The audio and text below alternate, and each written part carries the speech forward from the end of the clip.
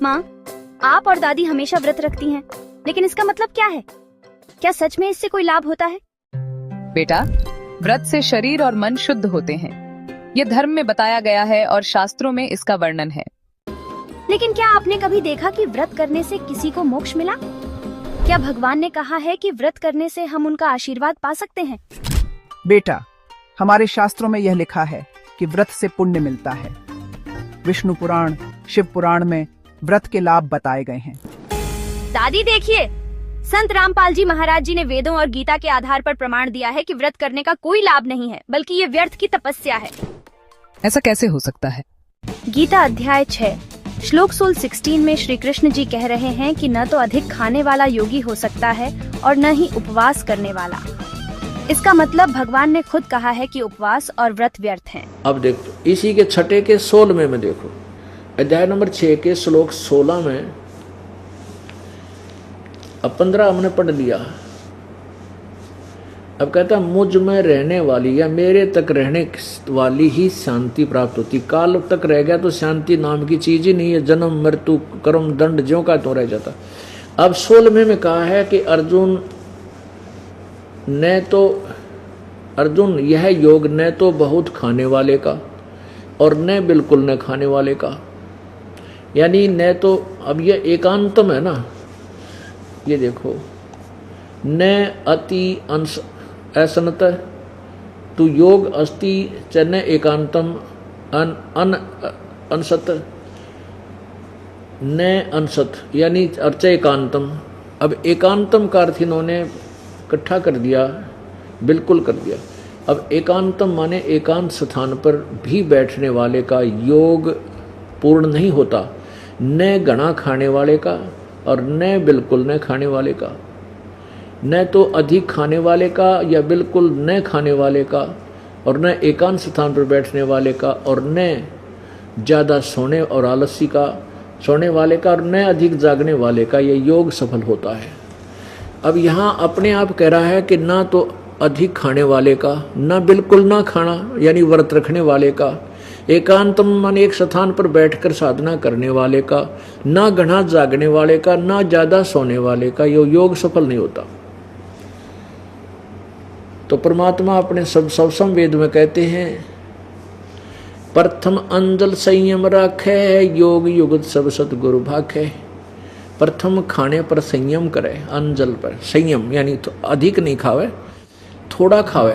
व्रत नहीं रखने को कहा, कम खावे, इतना नहीं खावे दड़ी पक्का खा ले, फिर अंगड़ाई टूट आलस आ जा, पड़ के सो जा, जमाई आवे। और इतना भी कम नहीं खावे कि आदमी कति कमर टेढ़ी हो जाए, फिर भूख लागे, कतर कतर कालजा करें जा, ध्यान भूख पर है, भक्ति कैसे होगी उसकी। अंजल संयम रखे, यानी संयम रखे अपना भोजन के ऊपर, अल्पाहार करे, इतना कम भी नहीं करे कि बिल्कुल आत्मुस जा, और ज़्यादा भी नहीं करे कि आलस और जमाई दुखी करे। संयम से खावे। और फिर नाम उठत नाम बैठत नाम सोवत जागवे, नाम खाते नाम पीते नाम सेती लागवे। नाम उठत नाम बैठत, सुता उठे आँख खुल जा, परमात्मा का मंत्र करे, 2-4 जिसे भी समय मिले, और फिर चलते चलते भगवान ने याद करे। खाना खान लगे तो मालिक की आरती, अन्नदेव की आरती करे, और जब तक रोटी परोसे इतने 5-4 मंत्रा का जोटा मार दे। नाम उठत नाम बैठत नाम सोवत जागवे, सोने से पहले प्रभु को याद करके 10-20 मंत्र जिसे बने श्वास के सेवन करता करता सो जा। तो ऐसे हमने अपने अभ्यास को करना है। फिर स्वप्न में भी सांस सुमन चल पड़ेगा, स्वप्न में भी आपका सिमरण शुरू हो जाएगा श्वास का, या मंत्र बोलता रहेगा, तो वो भी आपके अकाउंट में लिखे जाएंगे। ऐसे हम भक्ति के धनी होकर के फिर परमात्मा प्राप्ति करेंगे। दर्शकों, ये है संक्षिप्त गरुड़ पुराण, धर्मकांड, सत्संग और विवेक। ये 2 प्राणी के मल रहित स्वस्थ नेत्र हैं। जिसके पास ये दोनों नहीं हैं, वह मनुष्य अंधा है। वह कुमार्ग पर कैसे नहीं जाएगा, अर्थात वह अवश्य ही कुमार्गगामी होगा।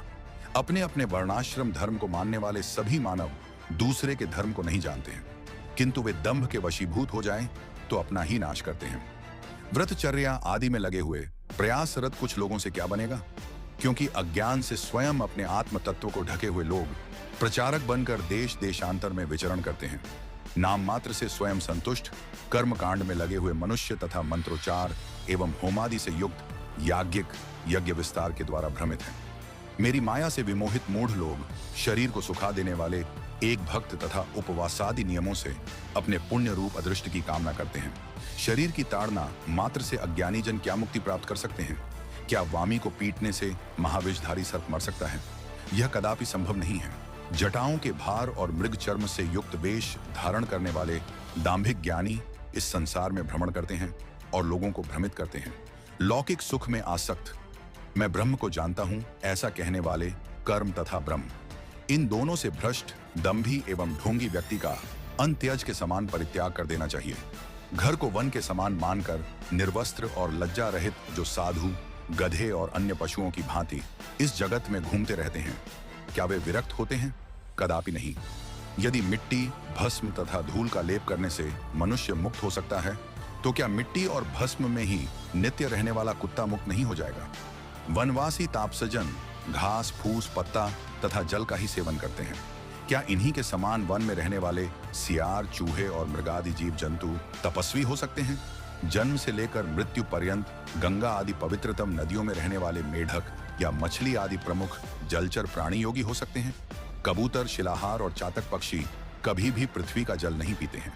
क्या उनका व्रती होना संभव है? अतः ये नित्यादिक कर्म लोक रंजन के कारक हैं। हे खगेश्वर, मोक्ष का कारण तो साक्षात तत्व ज्ञान है।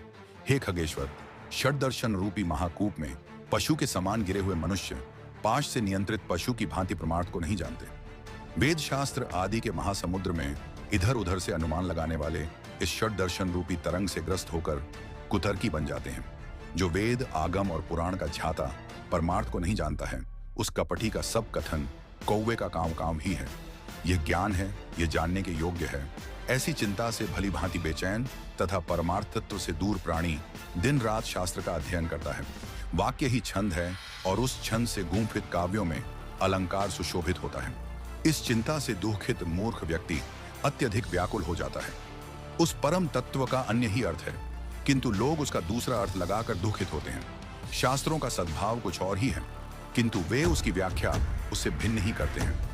संत रामपाल जी महाराज जी बताते हैं कि असली पूजा केवल सतगुरु से दीक्षा लेकर करनी चाहिए, जो शास्त्रों के अनुसार हो। व्रत रखने से न तो पाप कटते हैं और न ही मोक्ष मिलता है। तो क्या हम अब तक गलत कर रहे थे? हाँ माँ, देखिए गीता अध्याय 16 श्लोक 23-24 में लिखा है कि जो लोग शास्त्र विधि को छोड़कर मनमाना आचरण करते हैं, उन्हें कोई लाभ नहीं होता। और व्रत किसी भी वेद गीता में नहीं लिखा, यह तो बस परंपराओं से चला आ रहा है। इसका मतलब हमें सही ज्ञान की तलाश करनी चाहिए। बिल्कुल, हमें संत रामपाल जी महाराज जी की शरण लेकर शास्त्रों के अनुसार पूजा करनी चाहिए।